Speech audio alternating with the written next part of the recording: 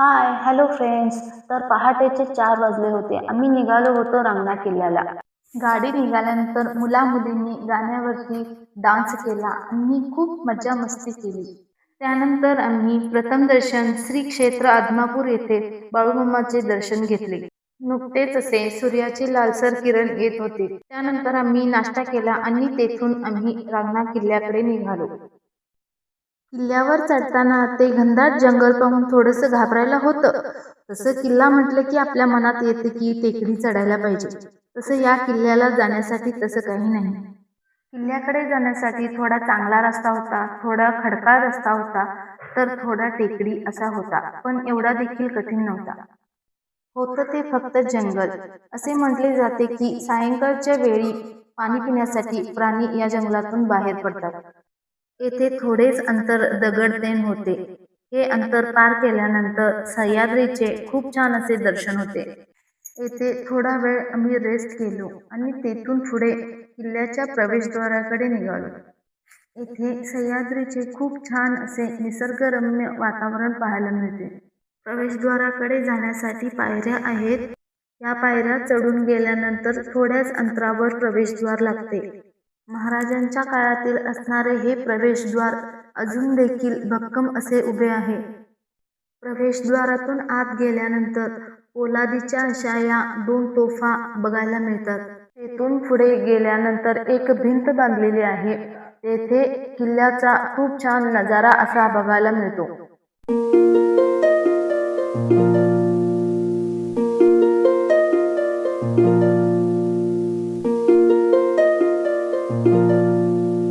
तेथून पुढे गेल्यानंतर एक छोटीशी कमान लागते.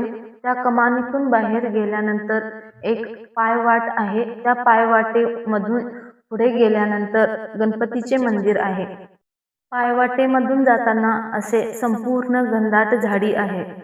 येथे गणपतीचे असे छोटे मंदिर आहे. तेथे आम्ही गणपतीचे दर्शन घेतले. तेथून पुढे आम्ही महादेवाचे दर्शन घेतले. येथे 3 शिवलिंग आहेत.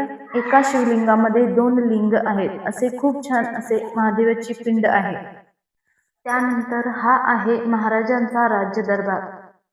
तेथे थोडा वेळ आम्ही विश्रांती घेतलो आणि तिथून पुढे निघालो. त्यानंतर आम्ही देवीच्या मंदिराकडे निघालो. तेथे भरपूर लोक कोल्हापूर जिल्ह्यातील कॅम्पसाठी आलेली होती. तेथे आम्ही देवीचे दर्शन घेतले आणि तिथून निघालो.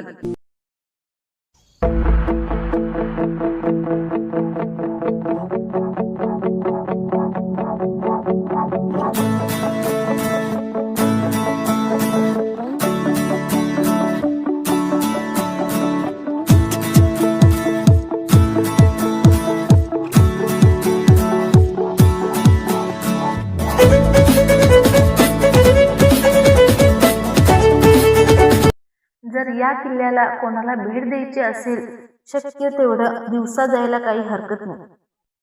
तसेच आपल्यासोबत एक काठी अवश्य ठेवा, कारण ते एक आपल्याला चढण्यासाठी पण उपयोगी पडतं. तसेच कोणता प्राणी आला तर आपल्याला संरक्षणासाठी देखील यासाठी काठी अवश्य घ्या.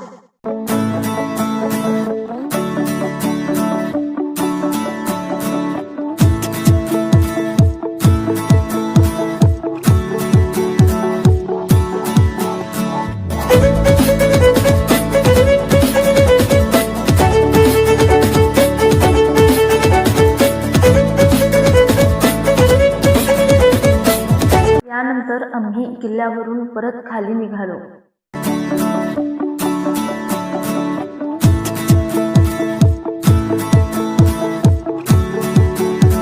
त्यानंतर आम्ही पाटगावचे धरण पाहिले व थोडे फोटोज क्लिक केले व तिथून आम्ही पुढे निघालो.